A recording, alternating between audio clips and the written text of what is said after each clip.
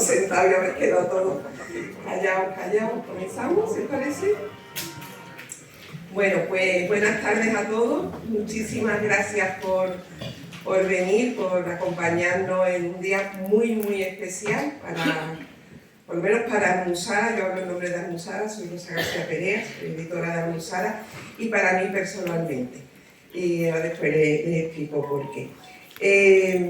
Vamos a dar las gracias a Caja Rural, que siempre la Fundación siempre nos abre las puertas y es muy importante que tengamos espacios para poder hablar de cultura.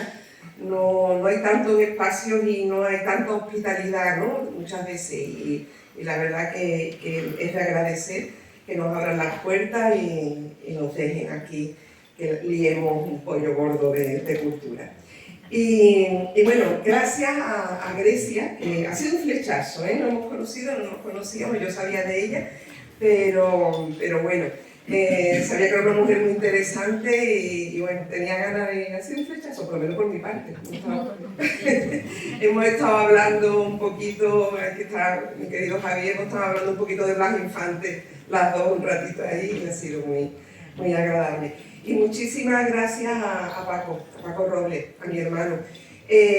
Lo poquísimo que yo sé de Semana Santa me lo ha enseñado Paco, y posiblemente ese trozo de Roma que está ahí sentado, que son esos tres nomás que están ahí, es lo poco que sé de Semana Santa. Yo presumo de que sé mucho, pero es mentira. Cuando me pongo al lado de ellos sé muy poco.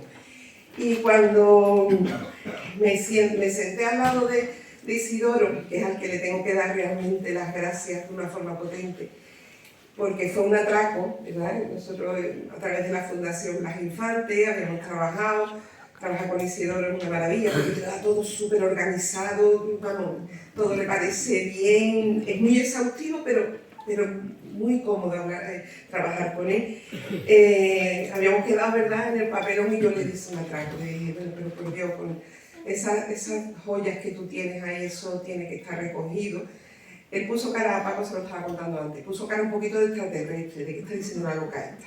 Pero yo decía, hombre, eso se puede recoger en un libro y que sea tu Semana Santa, la otra mirada, que no sé si me gusta más el título que el subtítulo, porque es su Semana Santa, pero esa otra mirada, que es una mirada que al final es una voz, ¿no? Una voz libre, una voz lúcida y sobre todo muy comprometida.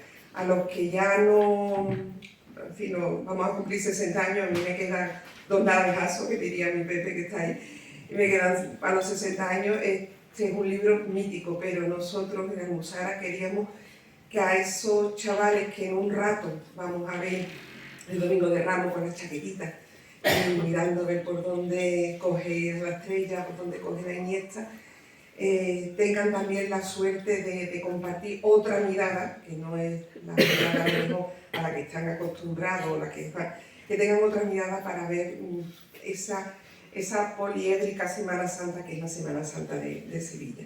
Y me callo ya porque si no doy un pregón, ¿verdad? Que poner un cuaresma, un micrófono y damos un pregón. Yo le voy a Paco rápidamente, un peligro aquí. Nada, le voy a dar la palabra a Grecia, que estoy deseando escucharte tú misma. Muchas gracias. Qué presión. No, por Dios. Bueno, pues nada, buenas tardes, bienvenidos a esta presentación. Bueno, yo todo este nombre, pero requiere promoción, ¿no? De eso va la cosa.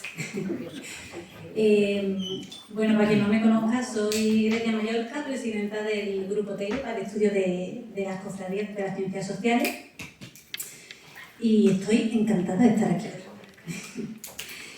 Y también de que estéis, o que estén, me voy a poner forma, de que estén ustedes aquí, porque si eso es así, es porque conocen o porque quieren profundizar en la obra de Isidoro Moreno, cosa que no me extraña, porque dicha obra, como se ha comentado ya, ha supuesto un antes y un después a la hora de entender y concebir la Semana Santa andaluza y muy especialmente la sevillana. Para mí, desde luego, fue así. En mi casa, por obra y gracia de mi padre, que era uno de esos insignes tontos de capirote que Paco Robles, aquí presente, retratase, siempre hubo literatura cofrade. Aunque aunque no del estilo de la de Isidoro. Había mucho Cué, mucho Romero Murube, mucho Peiré, mucho Garrido Bustamante, mucho Rodríguez Buzón también. Y eso sin duda definió, junto a mi propia experiencia vivida, mi entendimiento de lo que era la Semana Santa. Una que rebosaba barroquismo literario, pero en la que la perspectiva religiosa era la eminente o prácticamente la única. Y yo sentía, leyendo todo eso, que por mucho que me tocase, porque claro, me tocaba, el puzzle estaba incompleto, pero no sabía decir por qué. Hasta que la obra de Isidoro Moreno llegó a mis manos. Gracias a ella supe que mis intuiciones e inquietudes tenían sentido, explicación y hasta nombre, como el sentipensar infantiano que aquí tiene tantísima cabida. Ahí entendí que la visión única siempre es tramposa, parcial e ineficaz, sea lo que se pretenda explicar. Y la Semana Santa no es una excepción. Entender su funcionamiento, donde operan condicionantes como la clase, el género, la etnia o el espacio público, con las desigualdades que ello comprende, implica entender la sociedad y viceversa. No es incoherente que existan aparentes contradicciones cuando se busca el rigor en las explicaciones. Pues una cosa es, que si habéis leído, si han leído a Isidoro, lo sabrán, el modelo consciente, el que perpetúa las tradiciones, y otra el inconsciente, que ese sería el que se actualiza con los tiempos. Por eso es lógico que un paso de palio, aun albergando a la más sufriente de las dolorosas, sea la representación más potente del triunfo primaveral de la vida. Porque, y le cito, la vida es hija de la muerte y no al revés. Y lo liviano y festivo no implica ausencia de lo sagrado, sino posibilidad de estrecha fusión de lo sagrado y lo profano, como la vida misma, vamos. Sabiendo eso, se entiende que humanizar a Jesús y a María, a quienes hablamos, llevamos en la cartera y acompañamos por las calles, no es blasfemia, sino una forma de relación con lo divino típicamente andaluza. Es esa cercanía y entrega, ese componente popular que nace de personas cofrades, devotas y hermanas, lo que hace funcionar a una hermandad. Porque una hermandad no es una junta y ya, o un lugar al que ir a rezar y ya. Es un espacio importante de sociabilidad, lleno de gente diversa, pero con un sentimiento de pertenencia compartido, que puede ser esencialmente territorial, el cual perdura e identifica a varias generaciones. Son un refugio colectivo para unir a la gente, no para subordinarla. Y eso lo entendí tras leer a Isidoro Moreno. Además, en este sentido, tengo una anécdota personal que ilustra muy bien esto. Y es que hace unos años iba yo guiando a un grupo en un paseo cultural por el centro y en un momento dado varias mujeres hicieron referencia a las calles de su barrio. Y yo les dije, ustedes sois del cerro, ¿a que sí? Asintieron y acto seguido saqué del bolso las llaves de mi casa y se las mostré. En ese momento las mujeres empezaron a gritar, a hacer aspavientos, a tocarme, emociones perdidas. Y cuando les dije que hacía muchos años que ya no vivía en el barrio, me dijeron que la que es del cerro una vez, lo es para siempre. Lo que les había mostrado era mi llavero del escudo de la Hermandad de Nuestra Señora de los Dolores del Cerro del Águila. Mi hermandad, nuestra hermandad y por extensión nuestro barrio. Y en ese escudo nos reconocimos todas.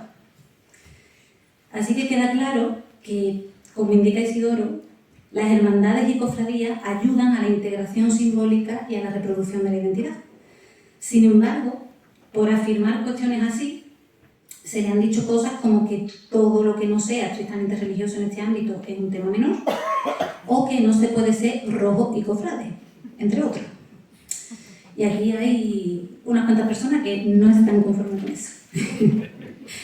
Y miren, si algo me han enseñado la antropología, la arqueología, que es mi formación, y la Semana Santa, es que pretender ser purista es una soberana tontería, porque la evolución y la perpetuación nacen de la variedad y de la mezcla.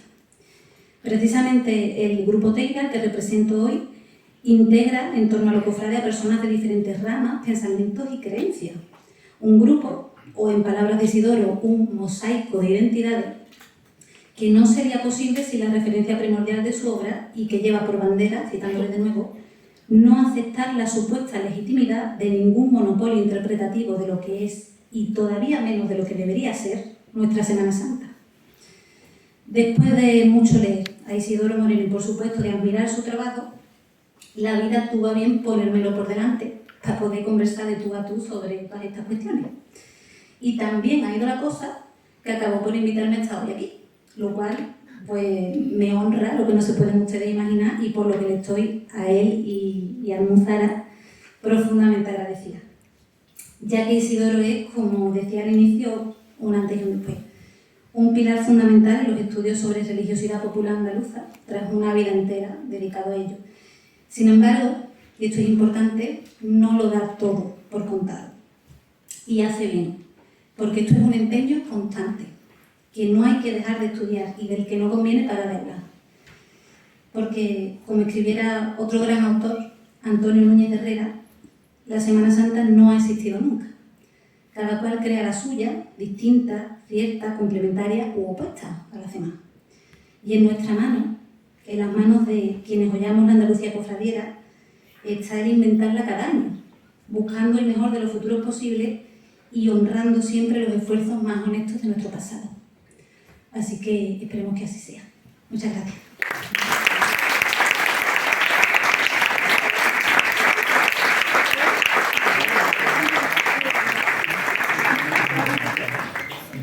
Ven ustedes como tenía razón. Muy interesante escuchar. Gracias, muchísimas gracias. Pues ahora nos va a dar la palabra a Paco, a nuestro Paco.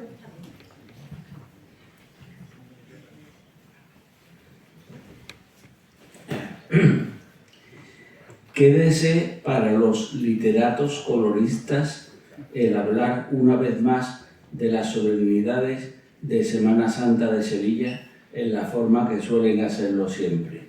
Esto es, diciendo las mismas cosas con ligeras variantes, repitiendo iguales descripciones y contando con idéntica manera lo que tenemos olvidado de puro leído. Esto lo escribió Manuel Chávez Nogales en 1899 y podría haberlo escrito ayer u hoy o mañana, porque sería lo mismo.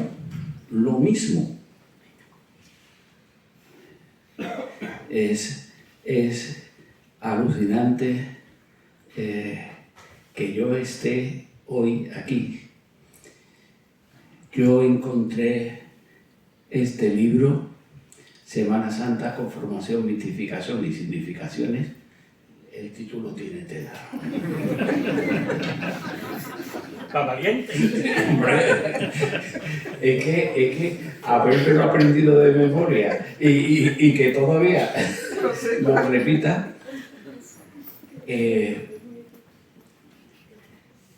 Cuando yo lo encontré en una librería, yo saltaba de júbilo. Tú lo sabes, en la librería Abao estaba en la Puerta de la Carne, ya no está, estaba en la avenida Menéndez Pelayo, esquina con la calle Nardo. Yo había leído prácticamente el libro en las visitas al rectorado, porque el libro se podía consultar en el rectorado, pero no te le dejaban llevártelo a tu casa. Y cuando lo descubrí allí, que una reedición, la primera reedición, y rápidamente lo cogí, lo compré. Yo lo veía, lo subrayaba, fue tremendo. Ese libro y el otro era el Semana Santa de Antonio Núñez y Cabeza de Herrera. Se llamaba Núñez y Cabeza de Herrera. Antonio Núñez de Herrera. Lo que pasa es que ese libro era una joya, una auténtica joya. Publicado en 1934, Herrera murió el año siguiente, en 1935, y Y esos eran los libros, los 2 libros que tenía este humilde cronista de ustedes, lo de... Es que en esos 2 libros estaba concentrada la Semana Santa. La Semana Santa. Después había así, y los libros poéticos, los parapoéticos, los sindónico-poéticos, bueno, estaban todos ahí metidos, ¿no? Pero cuando uno leía a ese Núñez de Herrera diciéndote lo que hacían los capillitas que se encontraban a las 6 de la tarde en un sitio, en una taberna, porque no había bares, no había gastrobares, afortunadamente, no había gastrobares. En una taberna, se metían en la taberna y allí empezaban a desgranar las horas. ¿Qué hora es? Las 6 de la tarde. A esta hora estará el cachorro pasando por el puente. ¿Qué hora es? Las 12 de la noche. A esta hora estará la Macarena saliendo por la... Es maravilloso. Y Núñez de Herrera se llevaba la parte poética y la parte más mental, más de erudición, se la llevaba el libro de Isidoro Moreno Navarro. Isidoro Moreno, no se lo he dicho nunca, se lo voy a decir hoy. Tu apellido Moreno viene de la hermandad de los negros. Moreno es negro, políticamente correcto.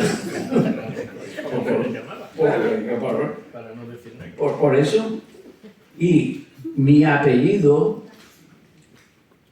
Robles, es judío. Mi apellido es judío, como los apellidos de los árboles.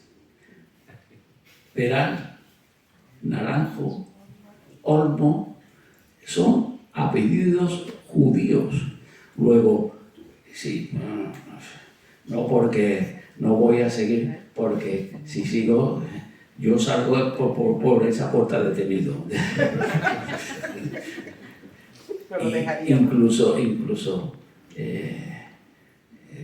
bueno, dejémoslo ahí. Entonces, Isidoro Moreno lo que hizo con este libro fue trazar una cosa fundamental para mí, lo que hizo Isidoro Moreno. Hizo con este libro que se asentara en mí definitivamente la Semana Santa de Sevilla. Eso te lo tengo que decir. La Semana Santa de Sevilla es lo que es para mí gracias a Isidoro Moreno. Si no hubiera sido por ti, yo la habría vivido, la habría conocido, la habría interpretado, pero no lo habría hecho correctamente. Y tú, con tus escritos, con tu forma certera de analizar los temas y las cosas, me metiste dentro de la Semana Santa. Y esto era más o menos lo que yo quería decirles. Está ahí tu hermano, el capataz de la Iniesta, y Guillermo también está, el otro capataz, el capataz del Cristo de la Buena Muerte y de la Magdalena.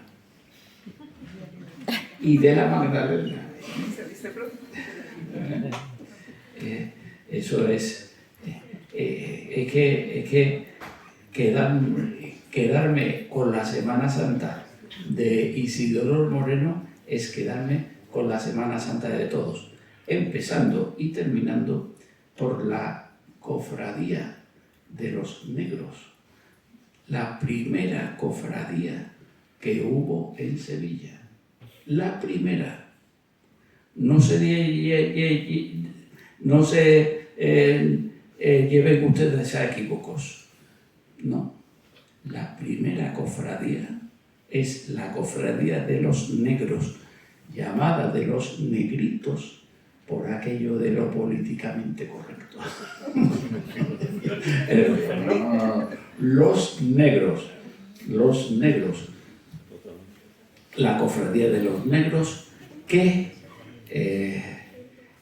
poco a poco se fueron convirtiendo en los mulatos y fuimos convirtiéndonos en los morenos. Yo levanto la mano, que fuimos descendientes de aquellos negros. Y eso era lo que quería decirte, Isidoro. Y antes que nada, yo quiero darte las gracias por el inmenso trabajo que has hecho en estos 40 años míos, 50 años con lo que tú tienes. Tú empezaste muy joven. La comunión. Tú hiciste la primera comunión y Ya tenía el primer libro. ya tenías el primer libro. Y yo no diré la edad de Isidoro, aunque viene aquí, porque es que Isidoro tiene tela de años. Pues yo te había echado mal, ¿verdad? Que te cambié. Yo le eché mal. Había una errata que después arreglamos porque yo le había echado 2 años más. O sea, que malas personas. Y por lo que decía Rosa, los 60 años, 61, claro, tengo yo. Tú eres mi hermano, pero mayor. Yo. Gracias. Isidoro Moreno Navarro. Muchas gracias por el libro que nos has dedicado.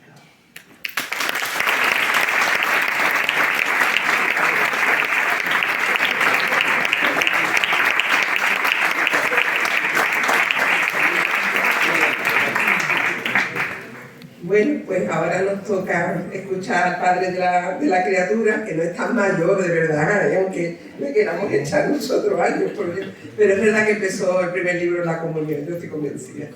Pues nada, Isidoro, todo tuyo. Bueno, antes de nada la cuestión de los años, ¿no?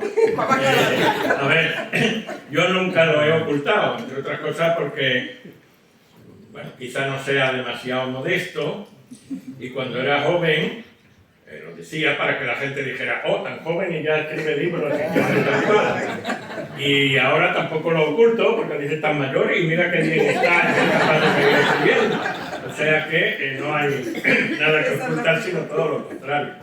Bueno, yo antes de nada, claro, dar las gracias múltiples, ¿no? Bueno, a Rosa y en ella también a Manuel Pimentel, a la editorial Almuzara, que son los culpables de este producto. Así, cuidado, no se les caiga en el pie a nadie, porque me insistieron en lo que ellos veían como la necesidad de reeditar básicamente 2 libros que estaban descatalogados ya, muy agotados, quizá algunos en alguna librería de viejos, en algún kiosco de esos de periódicos con dedicación a veces puestos, ¿no? Porque la gente que quita libros cuando se mueren los padres, los abuelos, etcétera, ya no hay sitio, al menos que quiten la hoja de la dedicatoria, ¿verdad? Pero bueno, nos encontraba y Rosa y Manuel Pimentel me insistieron en que querían reeditar esos 2 libros. Bueno, no son los primeros míos. Yo el primer libro que publiqué fue en siglo XXI y de ahí tuve una cierta visibilidad bastante general, porque claro, una editorial que tenía en Madrid, México, Buenos Aires y tal, lo que fue mi tesis doctoral, ¿no? Donde ya ligué el tema de las hermandades en un pueblo concreto de la provincia, Carrión de los Céspedes, donde yo he hecho mi tesis doctoral, una serie de temas hasta entonces prácticamente no combinados, ¿no? El tema de la propiedad de la tierra, el tema de las clases sociales y el tema de las 2 hermandades que dividían verticalmente al pueblo y cómo funcionaba todo ese conjunto, ¿no? Aquello era una rareza o una novedad que, bueno, pues sí me dio una cierta visibilidad. Entonces, gracias a Almuzara esto existe, porque si no uno bueno, en fin, aquí que está mi nieta y mi nieto, si lo que digo no se lo van a creer porque me dicen, abuelo, ¿tú de verdad estás jubilado? Cuando llegan a casa yo estoy en el despacho trabajando, en el ordenador, etc. Pero siempre, la verdad es que me interesa sobre todo el aquí y el ahora. Y tengo una cierta pereza por volver atrás a lo escrito, etcétera, etcétera, ¿no? Pero, bueno, me insistió la editorial. A mí me pareció bien, con una pequeña contrapropuesta, no contra, sino un añadido de propuesta. Para completar. Exactamente. De que, aparte de reeditar estos dos libros, uno es el que se publicó la primera edición en el año 74, Las Hermandades Andaluzas, una aproximación desde la antropología, la segunda, que la primera edición, después tuvo 5 más, ¿no? En 1982, con el título ese largo y para Desafío para Valientes, de que abrieron la primera página, ¿no?, de la Semana Santa de Sevilla, con formación, mistificación y significaciones, con una tercera parte, un tercer bloque, que fueron una selección, que claro, como la hice yo, fue más lenta de lo que tenía que haber sido, porque a uno le cuesta también expurgar, ¿verdad?, y favorecer unas textos en relación con otros y demás, donde se añaden por orden cronológico de publicación una serie de trabajos, algunos más largos, de ponencia a congreso, tal, y otros de páginas de periódico y de colaboraciones, de una página y media o incluso de una columna, ¿no? Porque yo, como muchos de ustedes saben, pues he participado desde el año 74, justamente, como colaborador más o menos habitual en la prensa diaria, con un artículo por lo menos al mes, etcétera, etcétera, y algunos de ellos sobre este tema, y entonces ahí lo he sacado, ¿no? Mi gratitud también a Paco Robles y a Grecia Mallorca por aceptar estar en esta presentación del libro y por las palabras que han dicho, ¿no? Que bueno, yo las agradezco, las digiero, pero ya está, ¿no? A ver, el libro es una especie de 3 en 1. Ustedes recuerdan el anuncio aquel, creo que era un aparato de cocina, ¿no?, de limpieza o no sé qué, que decía el 3 en 1, ¿no? Bueno, pues este volumen es el 3 en 1 porque es la reedición de 2 libros. En su edición de 1999, que tanto uno como el otro pues, tuvo una cierta ampliación en algunos temas, ¿verdad?, más lo que sería un tercer libro, que es esa antología publicada en vida, como debe de ser, de una selección de trabajos diversos sobre este tema, desde los años 90 hasta el último de ellos, pues en diciembre de este año pasado, en un comentario que hice, que supongo que nos gustaría, lo cual muy bien, lo que les gusta a todos normalmente no vale nada, que era sobre el llamado Segundo Congreso Internacional de Cofradía y Piedad Popular. La consigna, ya nadie dice, vamos, nadie que tenga sumisión a la superioridad, ya nadie dice religiosidad popular, todo es como una consigna, parece de un partido político absolutamente estalinista, pues dicen piedad popular. El cambio no es inocente, y el cambio supone un cierto robo del contenido de nuestra Semana Santa. Bueno, yo de siempre he tratado y de ahí el subtítulo del libro, que también lo hablamos para que fuera, porque a mí la primera parte me parecía demasiado rotundo, ¿no? Que Isidoro Moreno escribiera la Semana Santa de Isidoro Moreno me parecía una redundancia, y añadirle la otra mirada, ¿no? O otra mirada, casi sin la L, sin el artículo, ¿no? Porque siempre he entendido que hay legítimamente muchas miradas posibles. ¿Por qué me interesa mucho el tema de la mirada? ¿Y por qué la otra mirada? Bueno, un sociólogo bastante conocido, no de aquí, Berger, escribió una vez que solo vemos lo que miramos. Claro, generalmente entonces solo miramos lo que nos señalan que debemos ver y por tanto mirar. ¿Y quiénes nos dirigen la mirada?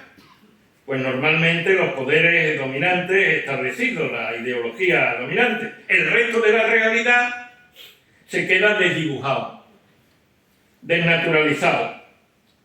Y como no se mira, no se ve.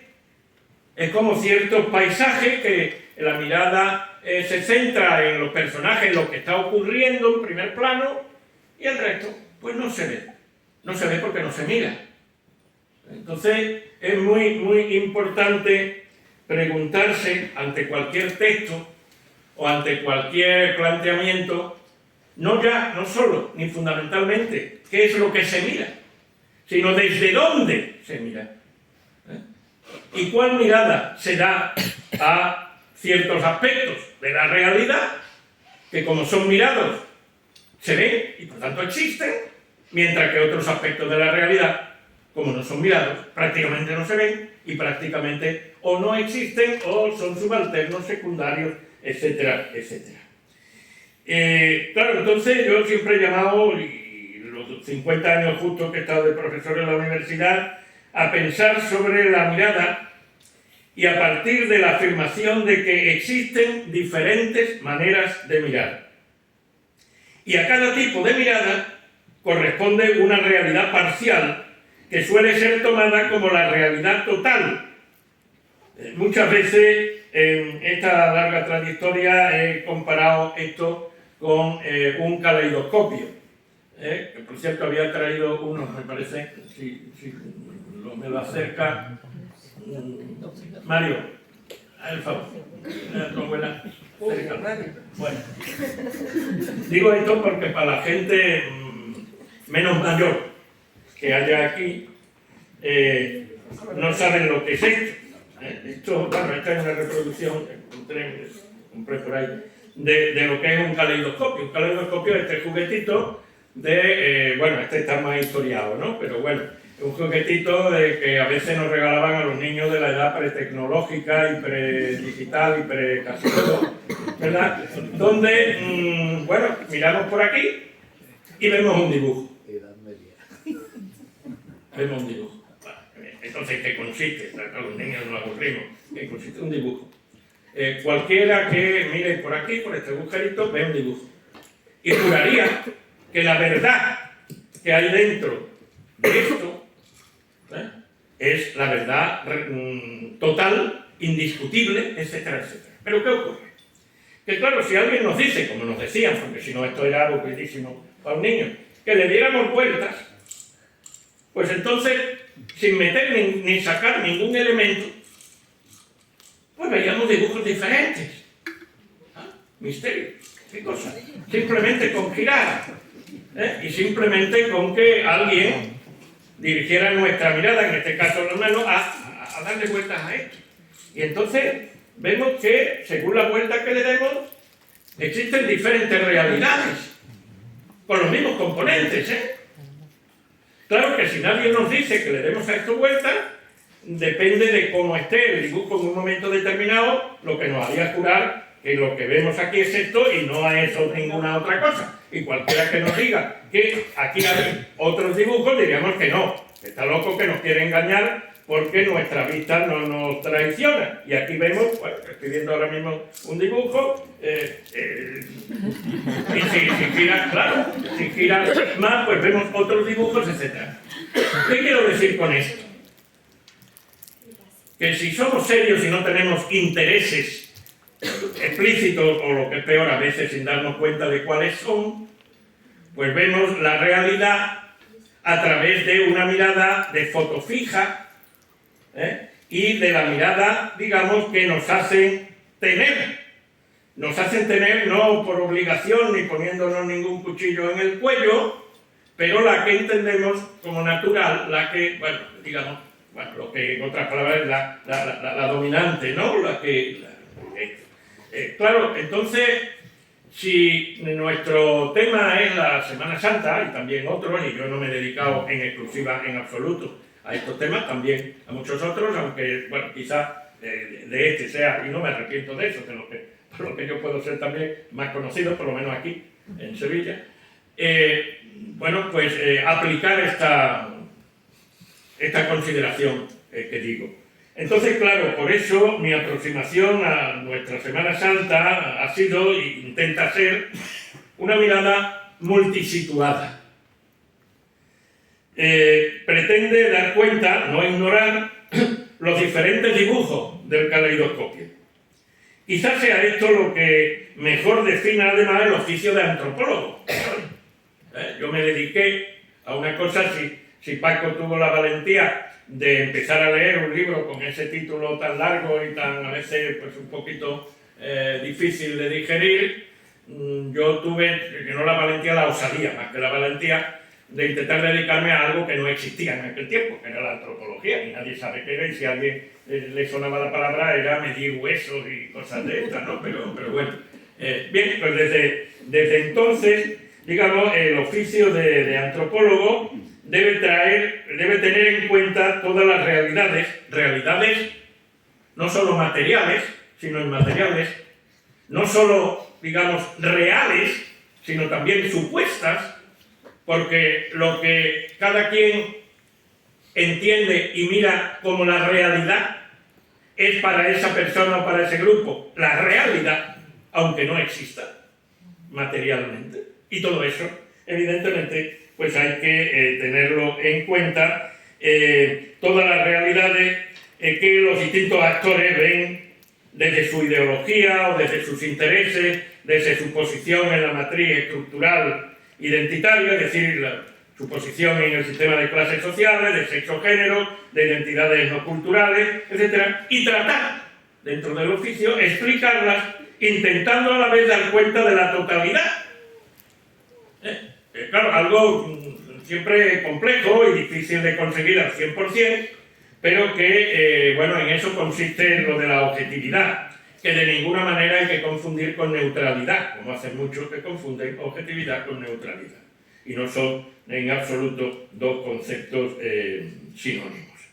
Respecto a la Semana Santa, el paradigma que subyace a la mirada dominante, general, ha sido siempre, más o menos, el del poder eclesiástico, y esto tiene su lógica, porque la significación más explícita de la celebración es la conmemoración de la pasión y muerte de Jesús.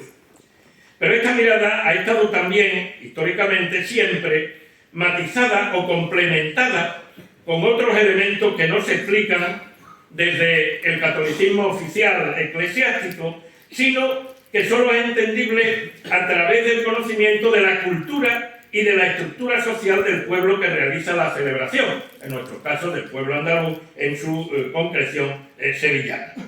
En el tipo de asociaciones para el ritual, con funciones, es decir, de cofradías o hermandades, ahora está de moda decir internacionales, cofradías y hermandades en cualquier mundo. No, el nombre es ese, pero el contenido, pues muy difícilmente, o habría que comprobarlo y demostrarlo, que pertenezcan a una misma categoría. Claro, yo he considerado en el primer librito, este del año 74, sobre todo, también las funciones, tanto las explícitas, tanto las religiosas directamente, como las que tienen que ver con las identidades colectivas y con funciones que no están escritas en ningún sitio, ni en ningún estatuto, ni en ninguna regla, pero que la han tenido históricamente. Por ejemplo, para complementar algo que ha apuntado Paco, el ser refugio de heterodoxos. De heterodoxos y de gente mal vista, de esclavos, de mulatos, de gitanos, de judeoconversos. Esto lo digo bajito porque hay hermandades aquí ahora desde el siglo XIX que se la dan de alta prosapia y de proceder de la nobleza, etc. y fueron de judeoconversos, ¿verdad? Lo cual no es ni bueno, ni malo, ni regular, pero bueno, pues ahí está. Lo mismo que una cierta tendencia sexual, pues ha tenido también tradicionalmente su sitio en las hermandades, ¿verdad? Es decir, claro, esto no está escrito en ningún sitio, ni dice ni una regla y tal. Claro, lo peligroso del caso es que la tendencia actual es a cerrar ese círculo y a poner barreras quizá cada vez más fuertes. Bueno, es una estrategia, pues quizá, no sé si numantina o no, pero habría que recordar que en Numancia la gente pues, murió debajo de la piedra, etcétera, etcétera, ¿no? Y no precisamente de apertura, como también existen tendencia. Claro, no hay que sorprenderse de que la gran mayoría de las cosas que se han escrito o se realizan por medios audiovisuales hoy sobre la Semana Santa se enmarquen en ese paradigma, en esa mirada que lleva a un dibujo fijo del caleidoscopio, que niega el carácter caleidoscópico de la Semana Santa y de otros muchos fenómenos de religiosidad popular o de fenómenos populares sin religiosidad, que tienen múltiples significaciones, porque todo lo que es simbólico, por definición, tiene muchas significaciones y no una sola. Aproximarse a la Semana Santa, entonces, desde otra mirada, era considerado, claro, como heterodoxo, en el mejor de los casos, bueno, pues tolerado, con frecuencia, con más frecuencia, por lo menos en esta ciudad, silenciado, claro, sobre todo a los que no nos pueden decir, como eres de fuera no entiendes esto. Yo nací en la Puerto Rosario y nunca me han podido decir eso de que como eres de fuera no has terminado de entender esto, ¿no? Es uno de los argumentos que normalmente se utilizan para descalificar análisis o interpretaciones, claro, que no gustan más. Es decir, hay una serie de nombres, desde Blanco White hasta Eugenio Noel, pasando por sobre todo Antonio Núñez de Herrera, que no solamente escribió el librito este entre el periodismo y la literatura de teoría y realidad de la Semana Santa de Sevilla, que tomasteis el nombre de vuestro colectivo, ¿verdad? Sino que fue un grandísimo poeta de la generación del 27 y aparecen las fotografías de la generación famosa de la generación del 27, pero que, bueno, no se le ha dado la suficiente, en mi opinión, importancia como poeta, y que fue el secretario particular de los alcaldes republicanos, fundador de la hemeroteca y del archivo municipal de Sevilla, etcétera, etcétera, que bueno, desgraciadamente murió el año 35 aquí en el Algarve, aunque ya practicaba aquello de, pues en vacaciones, irse una semana o algo así aquí a la costa de Portugal, y ahí pues contrajo una enfermedad que lo ventiló en muy poco tiempo, ¿no? O Manuel Chávez Nogales, al que también se ha referido Paco, que sí está desde hace unos años en fase de, digamos, de reconocimiento nuevo, pero que hace unas décadas pues tampoco estaba absolutamente silenciado. Bueno, pues de alguna otra forma hay que decir que todos ellos se atrevieron a contemplar nuestra Semana Santa con otra mirada. Claro. Y por eso siguen siendo referentes, mientras que muchos de los otros de las varias categorías a las que se ha referido Paco, pues no se recuerdan, o pasan, digamos, como pasan pues muchas composiciones musicales, digamos, que terriblemente se escuchan, digamos, en las calles durante la Semana Santa, y que durante unos años pues atronan los oídos, pero después afortunadamente pues se pierden y se olvidan, ¿no? Menos mal que se pierde. Claro, menos mal. Entonces, en esta línea, de alguna manera, se escriben mis trabajos. Con la ventaja, en mi caso, de contar con la metodología de la antropología y de aprovechar mi propia calidad irrenunciable de sevillano y andaluz, inmerso en mi niñez y mi primera juventud en la cofradía de mi barrio y en el mundo de nuestra Semana Santa, a través, no ya de la sacristía, sino de los tanques en el Tremendo y los coroneles del Rinconcillo en aquella trastienda vedada para casi todo y ahora tomada por los guiris. Pronto también cambié la poesía por la antropología, porque como todo o casi todo, pues nuestra etapa de los 18, 20 años, pues tuvo una etapa de poesía, y entonces cambié la poesía por la antropología, la versificación por la investigación, pero el ámbito de la Semana Santa, de la religiosidad popular y de nuestras fiestas me siguieron interesando tanto profesional como personalmente. En la primera de esas dimensiones nunca me situé junto a quienes plantean que el antropólogo debe ser una especie de astrónomo de las ciencias sociales, situado lejos, o en todo caso fuera, de los fenómenos que se estudian. Siempre consideré que la mirada sobre las realidades a estudiar debía de ser distinta, pero no distante, y que la observación participante, que pasa por ser la más definidora del trabajo antropológico, podría complementarse o incluso sustituirse por la participación observante para conseguir la perspectiva tanto externa como interna. A través de los artículos, sobre todo de la tercera, bueno, del libro este del 82, ampliado en el 99, y de la mayoría de los trabajos que contiene este volumen en su tercera parte, he defendido que nuestra Semana Santa es un importante patrimonio cultural de Sevilla y de Andalucía, un bien público. Un bien público. Claro, esto es importante, porque si algo se define como un bien público, significa que pertenece a todos y que no es privatizable, ni apropiable, ni monopolizable. Yo diría en este caso ni siquiera por las propias cofradías, y menos aún por los poderes eclesiásticos, políticos o mercantiles. Es un bien público común, un patrimonio cultural de todos y de todas. Al igual que es un hecho social total, una categoría que, insisto, en muchos de los trabajos de la tercera parte, que significa que es algo que involucra de una manera u otra a los distintos sectores, colectivos, etcétera, de la sociedad y a las distintas dimensiones de la vida social. La ideológica, la religiosa, claro, pero también la política y también la económica y también, sobre todo, algo que yo siempre he insistido, la identitaria.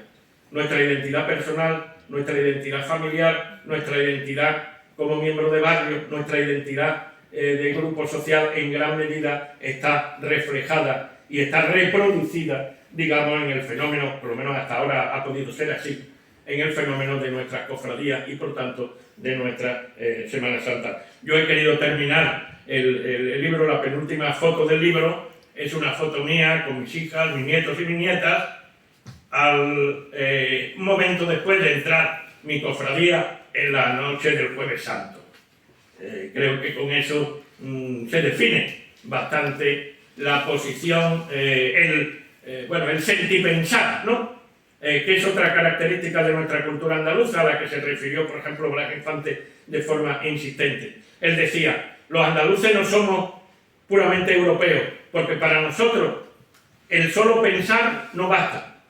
El raciocinio puro y duro, el pienso luego existo, es incompleto.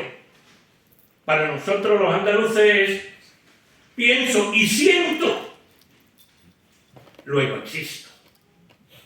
Bueno, esto que es profundamente andaluz, está profundamente, digamos, en nuestra sangre, lo tengamos o no puesto a la conciencia, es la forma, entiendo yo en concreto, que hay que aproximarse a los fenómenos identitarios andaluces, sean del tipo que sean y tengan las dimensiones que tengan, que siempre son múltiples. Claro, ¿qué es lo que ocurre? Que la Semana Santa, a través de su evolución, que además eso sí la analizo en el libro del 82, del título largo, se ha convertido, en nuestra fiesta mayor, la fiesta mayor de la mayor parte de las ciudades y pueblos andaluces, con pocas excepciones, por otra parte. Pero bueno, aquí en Sevilla está claro, ¿no? Y claro, esto lo ha convertido en un importante y goloso capital simbólico. Claro, y cuando algo se convierte o es convertido o es contemplado como capital, pues todos quieren apropiarse de ese capital y utilizarlo. Entonces es un capital simbólico, un bien común, como decía antes, pero que desde distintas instancias y entidades quieren apropiárselo. ¿Para qué? Para convertir el capital simbólico en capital ideológico eclesiástico, por una parte, o en capital político, por otra, o directamente en capital económico. Claro, lo cual es una utilización perversa del capital simbólico. Bueno, de lo simbólico convertido en capital. ¿No? Entonces, yo creo que no puede entenderse la encrucijada actual, que yo creo que estamos en una encrucijada actual de la Semana Santa, de las cofradías, etcétera, si no tenemos en cuenta el que representa lo que representa y la riqueza de ese capital simbólico, es decir, de lo que la Semana Santa simboliza, lo que representa y por tanto lo que tiende a ser utilizado como capital por los distintos poderes, por las distintas entidades, por los distintos intereses que tratan de utilizar la Semana Santa. Claro, Núñez de Herrera decía muy claramente, bueno, su posición, etcétera, y yo recogí también de él. Yo me encontré con Núñez de Herrera a finales de los años 60, a principios de los 70, porque tuve la suerte en el Jueves, cuando todavía se encontraba, bueno, Carriazo encontró el bronce de su nombre. Bueno, el nombre se lo pusieron después, claro, el bronce Carriazo, ¿no?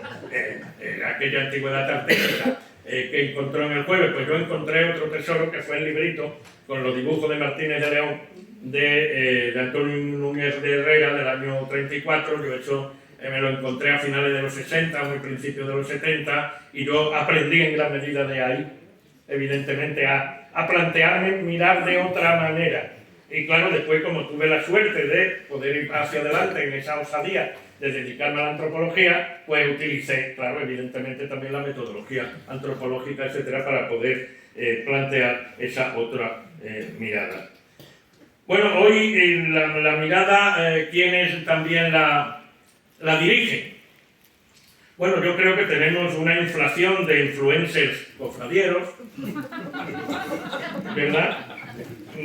Algunos de los cuales se creen gurús con capacidad y con legitimidad para definir lo que es y lo que no es adecuado, según su mirada, claro, que hay que preguntarse desde qué mirada. E incluso lo que es o no es sevillano. Pero con total atrevimiento pues se dicen estas tonterías, ¿verdad? Pero claro, depende desde qué altavoces se digan, etcétera, y si están en la línea de la mirada dominante, que entonces, bueno, se toma como natural, en fin, etcétera, etcétera, etcétera. Bueno, existe una necesidad evidente de ocuparse del tema desde otras estrategias, desde otros puntos de vista. Las ciencias sociales la tienen, sobre todo que tengan en cuenta la multidimensionalidad. Y claro, con la metodología propia de las ciencias sociales, etcétera, etcétera, para evitar las simplificaciones y reduccionismo que se suelen hacer. Me voy a referir muy brevemente, y no quiero alargarme, solamente unos pocos minutos más, en alguna de esas simplificaciones.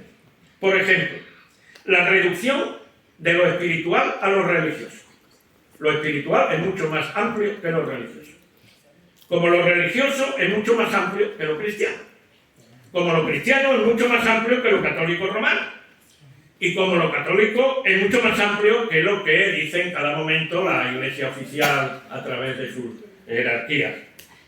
Y como es también más amplia la religiosidad popular de la llamada piedad popular, que es aquella parte de la religiosidad popular que es bendecida desde las alturas eclesiásticas, ignorando toda la otra parte de la religiosidad popular. De lo que se trata, claro, en gran medida es de reducir a una sola dimensión un fenómeno que es multidimensional. Y claro, el hecho de que algunos escribamos y tal, desde hace casi 50 años, sobre estas cosas, no garantiza que algunas entidades, como actualmente una de ellas que pagamos todos, porque es una entidad que está directamente digamos, dentro de una de nuestras consejerías, de la actual Junta de Andalucía, descubra ahora, nada menos, y lo señale como una iniciativa innovadora, el tener en cuenta el patrimonio material e inmaterial de Andalucía, que tiene que ver con las devociones que generan y refuerzan las identidades culturales. Ahora han descubierto gente que cobra por supuestos y que, bueno, tienen títulos de ciencias sociales, etcétera, etcétera, y que hacen una innovación, ¿verdad? Para que caigamos en que pues, todo esto tiene que ver con las identidades y tal. Y como aquí nadie ha escrito nada sobre eso, no digo solamente yo, sino otros colegas que pueden estar solo parcialmente o nada de acuerdo conmigo, pero que también existen y se han dedicado a estas cosas, pues firman un convenio con un instituto de historia de la Universidad de Valladolid, porque aquí en Andalucía pues no hay nadie que tenga que ver con estos temas, etcétera, etcétera, ¿verdad? Y además les ha molestado que algunos y algunas pues digan cosas desde grupos de investigación de nuestras universidades o desde esto o desde lo otro. Bueno, eso se llama colonialismo, ¿verdad? Puro y duro, pero nos tratan como una colonia en los demás aspectos. ¿Por qué no nos van a tratar como una colonia también en esto? Y entonces pues tienen que venir de fuera. Dentro de 3 días van a hacer un seminario digital donde, bueno, una de las personas que participa allí es una tal Cata Sara Gurikuika, que representa a la Red Mundial de Destinos de Turismo Religioso. Ahí ya empezamos a caer en la cuenta, es verdad, y bueno, y otras personas que, bueno, hay algunos andaluces, yo me pregunto si en la... trabajando como negros, ¿no? Porque claro, no van a venir, cuesta dinero y tal, pero quiero decir que esto, bueno, mire usted, para tratar de la religiosidad popular, de la importancia de la devoción y de nuestras fiestas populares para las identidades, hombre, al menos yo a estas alturas no estoy ni aceptaría dirigir nada, ¿no?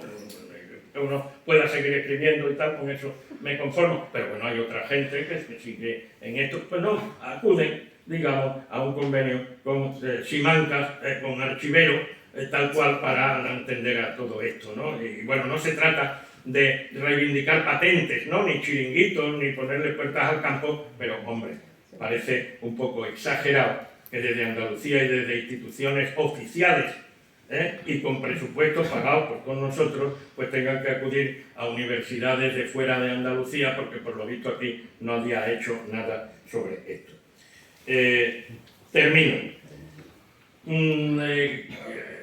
Evidentemente hay que seguir analizando, hay que seguir estudiando, hay que seguir perfilando las miradas, porque este es un fenómeno que, como todo lo que está vivo, pues cambia y tiene continuidades y discontinuidades, ¿verdad? Se producen nuevos fenómenos que algunos quieren siempre pues, el rasgamiento de vestidura por los cambios, ¿no? Porque claro, todo lo que no cambia se momifica, evidentemente, ¿no? Lo que ocurre es que no todo cambio es a mejor. Ahí, digamos, yo no me definiría como progresista, nunca, porque significa tener fe en el progreso. Todo lo que es posterior es mejor que lo que es anterior. Pues mire usted, no, vamos a analizar qué cosas son perversiones o desviaciones, o como queramos, y qué cosas, digamos, que ciertos cambios, digamos, garantizan la reproducción de los fenómenos, porque para garantizar la significación y las funciones de determinados fenómenos sociales, culturales, del tipo que sea, bueno, de cultural, cuando se dice cultural, hay sotanas, bueno, ya sotanas no, pero bueno, otro tipo de vestimenta, bueno, y de lo que un amigo le llama los seminaristas antiguos, pero que no entran en el seminario, sino que están dentro de cofradías actualmente, que es una gran cantidad de pues consideran que, bueno, pues esto no puede ser, etcétera.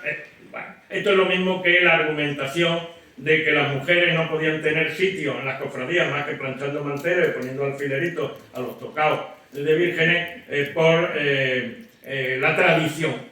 Bueno, quienes eso decían partían de la ignorancia más supina, aparte de la mala uva que esto llevaba consigo, porque la tradición era justamente, la tradición es lo contrario. Lo que pasa es que para algunos la tradición es lo que se acuerda de cuando era chico, ¿verdad? Y todo lo anterior a cuando uno era chico, ya eso no existe ni interesa, etc. Bueno, la tradición hasta el siglo XIX, que las cofradías, las mujeres pues salían en los cortejos procesionales, etcétera, etcétera, ¿no?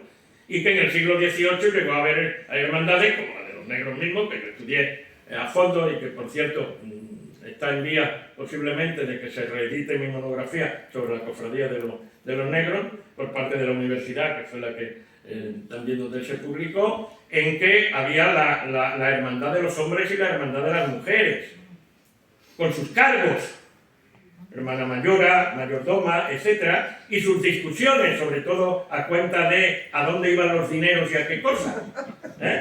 Y, por ejemplo, en esa hermandad, de los negros, que es a la que pertenezco desde chico, a casi nadie se le ha ocurrido preguntarse por qué una insignia en la cofradía, cuando todas las insignias están sobre fondo azul, que es el color de la cofradía, está en rojo, es carmesí, que es el sin pecado. Menos mal que a nadie se le ha ocurrido, por lo menos hasta ahora, espero que en el futuro tampoco, homogeneizar y decir qué cosa más rara, eso está en rojo, vamos a ponerlo en azul. Bueno, ¿por qué está en rojo? Porque era el sin pecado de la hermandad de las mujeres, porque el de los hombres era azul y ese se perdió. Con los inventarios llegó un momento en que ya en el siglo XIX no está, mientras que este sigue estando. Y claro, afortunadamente se conserva el color, casi nadie se da cuenta o nadie sabe que eso tiene una significación profundísima, tiene la significación de que esa era la enseña de las mujeres, de las hermanas que tenían además su propia organización y por tanto hicieron su propio emblema, su propio sin pecado distinto para distinguirse de los hombres, etcétera, etcétera. Es decir, que si se araña y se escarba un poquito, pues entonces sí llegamos a lo tradicional. Pero claro, si se recuerda solamente lo que ocurría cuando uno era niño, no, entonces, bueno, pues echamos hacia atrás unas cuantas décadas, unos más que otros, evidentemente, pero no es adecuado hablar de eso. Bueno, ahora sí termino y no les canso más. Yo espero y deseo seguir estando en condiciones de seguir metiéndole mano a temas que tienen que ver con nuestra Semana Santa y a seguir defendiendo que es un bien común, no privatizable y no secuestrable por ninguna entidad, sea la que sea y del tipo que sea. Muchas gracias.